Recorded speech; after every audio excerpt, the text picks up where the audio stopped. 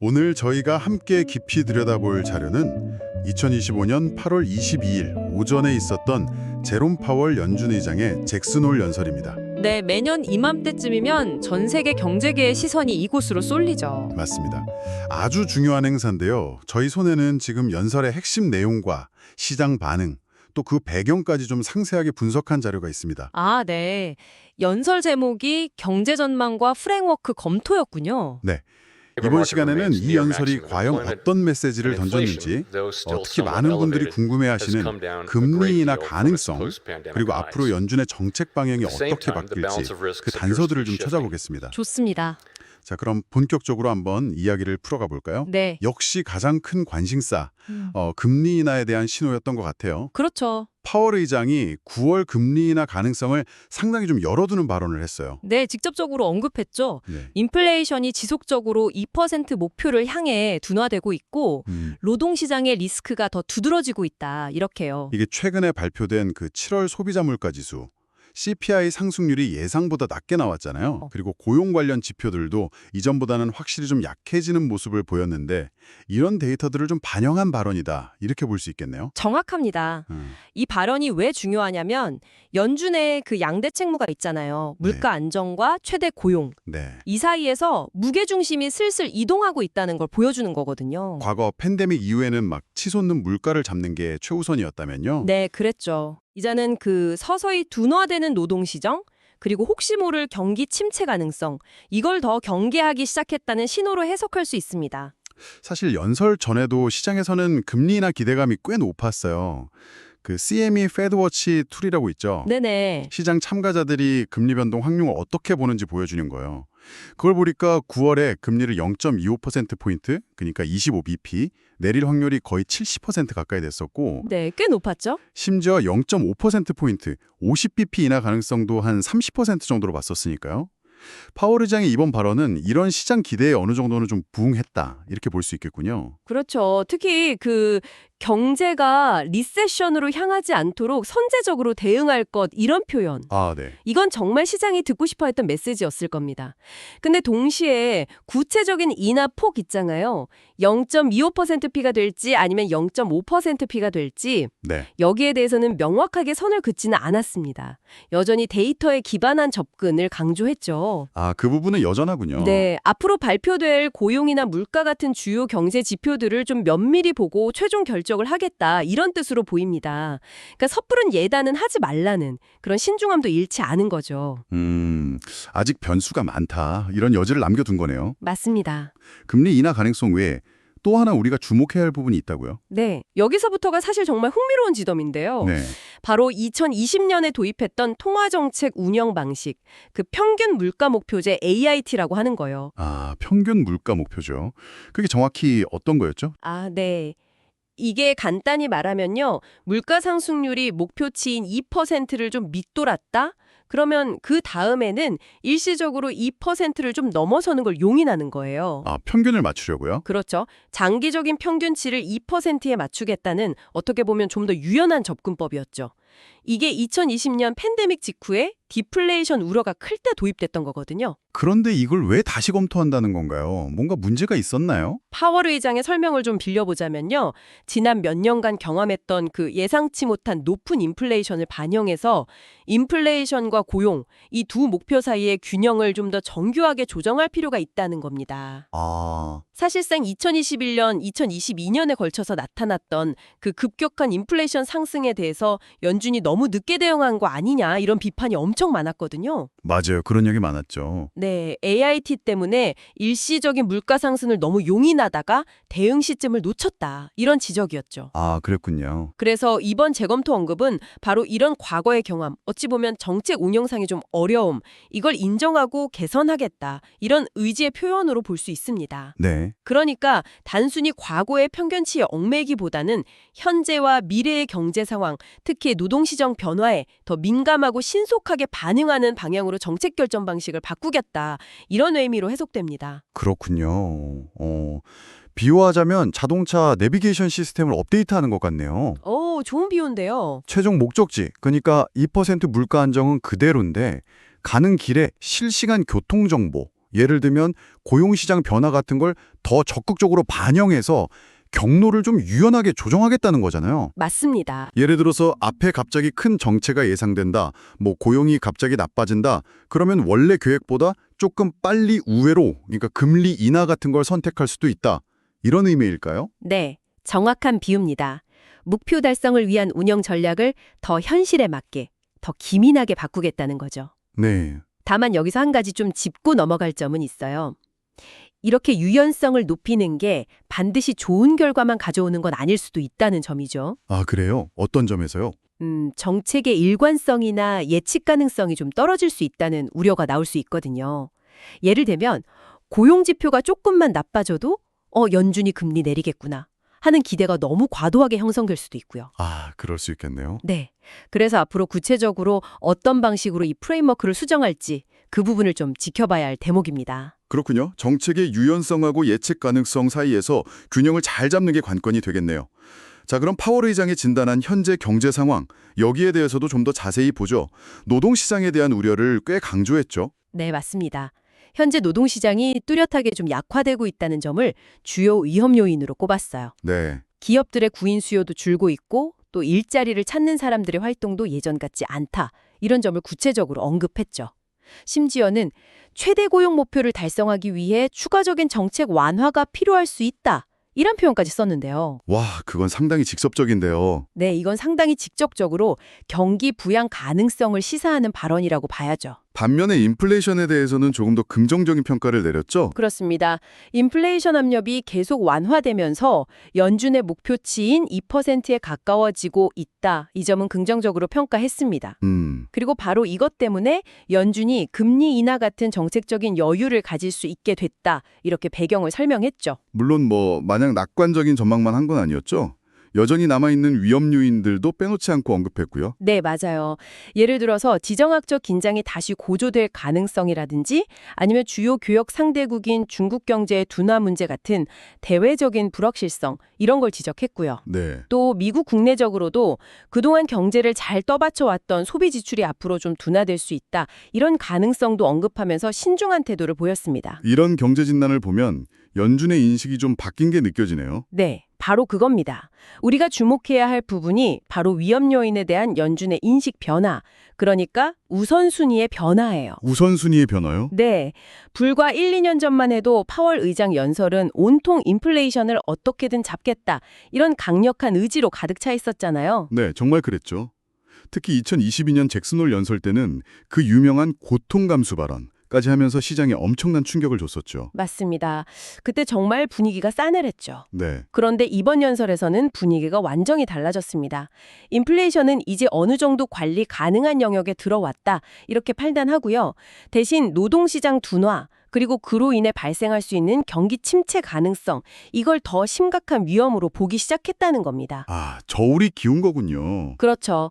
연준의 저울이 물가 안정 쪽에서 최대 고용 유지 및 경기 침체 방지 이쪽으로 기울고 있다는 것을 명확히 보여준 셈이죠. 네. 앞으로 연준의 정책 결정은 이 두 가지 목표 사이에서 아슬아슬한 줄타기를 어떻게 해나가느냐? 이게 핵심이 될 겁니다. 결국 연준의 이런 정책 방향 전환은 우리 청취자 여러분들의 일자리나 소득 또 투자 환경에도 직접적인 영향을 줄 수밖에 없겠네요. 그렇습니다. 그리고 또 한 가지. 이번 연설에서 파월 의장이 유독 강조했던 부분이 있어요. 어떤 부분인가요? 바로 연방준비제도의 독립성입니다. 아, 그 독립성 이슈. 정치적 외압에 흔들리지 않겠다 이런 의지를 다시 한번 밝힌 건가요? 네, 맞습니다. 과거 트럼프 행정부 시절에도 노골적인 금리 인하 압박이 있었잖아요. 네, 기억납니다. 그리고 앞으로 대선 정국이라든지 이런 게 본격화되면 또다시 정치권에서 연준의 통화 정책에 영향을 미치려는 시도가 있을 수 있습니다. 파월 의장은 이런 가능성을 염두에 두고 어떠한 정치적 간섭도 배제하고 오직 데이터와 경제 분석에 기반해서 객관적인 결정을 내릴 것이라는 원칙을 아주 강하게 재확인했습니다. 이게 왜 그렇게 중요한 건가요? 이게 왜 중요하냐면요. 중앙은행의 독립성이라는 게 통화정책의 신뢰성 그리고 예측 가능성을 담보하는 가장 기본적인 장치이기 때문입니다. 아, 만약에 중앙은행의 결정이 단기적인 정치적 이해관계나 여론에 따라서 수시로 바뀐다. 그러면 기업이나 가게는 미래를 계획하기가 너무 어려워지겠죠. 그렇죠. 불확실성이 커지겠네요. 네, 경제 전체의 불확실성이 커질 수밖에 없습니다. 그래서 장기적인 경제 안정을 위해서 이 정치적 중립성, 독립성이 반드시 지켜져야 한다. 이 점을 다시 한번 강조한 것이죠. 우리 청취자 여러분들께서도 이 점을 좀 기억해 주시면 좋겠습니다. 결국 금리처럼 우리 경제 생활에 큰 영향을 미치는 결정들이 정치적인 계산이 아니라 객관적인 경제 현실의 바탕을 두어야 우리 모두에게 더 안정적이고 예측 가능한 환경이 만들어질 수 있다. 이런 의미니까요. 네, 맞습니다. 하지만 현실적으로 정치적 압박이 거세질 경우에 연준이 그 독립성을 온전히 지켜나가는 것이 뭐 늘 쉽지만은 않을 텐데요. 물론 어려운 과제입니다. 하지만 연준 스스로 독립성의 중요성을 계속 강조하고 또 실제 정책 결정 과정을 좀 투명하게 공개하면서 신뢰를 쌓아나가는 노력이 중요하겠죠. 네. 이번 파월 의장의 발언도 그런 노력의 일환으로 볼 수 있겠습니다. 자, 그럼 이렇게 중요한 메시지들이 담긴 파월 의장의 연설에 대해서 시장은 어떻게 반응했는지 좀 살펴보겠습니다. 결과적으로는 꽤 긍정적인 반응을 보였죠? 네, 전반적으로 시장은 좀 안도하는 분위기였습니다. 연설 직후에 뉴욕 증시를 보면요. 다우존스 지수가 한 300포인트, 약 0.7% 정도 상승했고요. 네. S&P 500 지수는 1.1%, 특히 기술주 중심의 나스닥 지수는 1.5%나 오르면서 꽤 강한 모습을 보였습니다. 채권 시장이나 외환 시장에서도 변화가 있었나요? 네, 있었습니다. 채권 시장에서는 대표적인 장기금리 지표인 10년 만기 미국 국채 수익률이 소폭 하락했어요. 아, 금리가 떨어졌군요. 네, 이건 시장이 앞으로 연준이 금리를 내릴 것이다. 이런 기대를 더 강하게 반영하기 시작했다는 신호로 해석될 수 있습니다. 네. 이런 금리 인하 기대는 달러 가치에도 영향을 미쳤는데요. 주요 6개국 통화 대비 달러 가치를 보여주는 달러 인덱스 DXY가 좀 약세를 보였습니다. 아, 달러도 약세로. 네, 통상적으로 미국 금리 인하 기대가 높아지면 달러 가치는 좀 하락하는 경향이 있거든요. 사실 연설 전에도 시장의 금리 인하 기대는 이미 상당 부분 반영돼 있었잖아요. 아까 말씀드린 그 CME 패드워치 툴에서도 9월 인하 확률이 거의 뭐 100%에 가깝게 나타났었고요. 네, 그렇죠. 소셜미디어, 뭐 X 같은 곳에서도 월스트리트저널이나 CNBC 같은 주요 외신 계정들이 실시간으로 파월 의장 발언들을 중계하면서 엄청 관심을 보였고 네, 반응이 뜨거웠죠. 연설 이후에는 뭐 NFT 테란이나 로이터 통신 같은 분석가나 통신사 계정들을 중심으로 파월 발언이 시장 예상에 부합했다. 아니면 오히려 더 완화적이었다. 즉 시장 친화적이었다. 이런 평가가 좀 줄을 이뤘습니다. 시장이 이렇게 환호한 이유를 좀 더 깊이 분석해보면요. 단순히 9월 금리 인하 가능성 이것 때문만은 아닙니다. 아, 그래요? 더 중요한 게 있나요? 네, 더 중요한 것은 파월 의장이 보여준 그 정책 기조의 변화 그리고 자신감 때문이라고 할 수 있습니다. 정책 기조의 변화와 자신감, 구체적으로 어떤 의미일까요? 첫째는 아까 이야기했듯이 인플레이션은 이제 통제 가능한 수준으로 안정화되고 있다 이런 자신감을 내비쳤다는 거고요. 네. 둘째는 새롭게 부상하는 위험 요인, 즉 노동시장 둔화와 경기 침체 가능성에 대해서는 선제적으로 대응하겠다. 이런 적극적인 의지를 보여주었다는 점입니다. 아, 그 두 가지가 결합되면서. 그렇죠. 이 두 가지 메시지가 결합되면서 시장이 가장 우려했던 시나리오 있잖아요. 인플레이션도 제대로 못 잡고 경기 침체까지 맞는 스태그플레이션. 네, 최악의 시나리오죠. 그렇죠. 그 가능성이 낮아졌다고 시장이 판단하게 만든 겁니다. 이게 투자 심리를 크게 개선시킨 핵심 요인이라고 봅니다. 역사적인 맥락에서 비교해보면 더 명확해지겠네요. 네.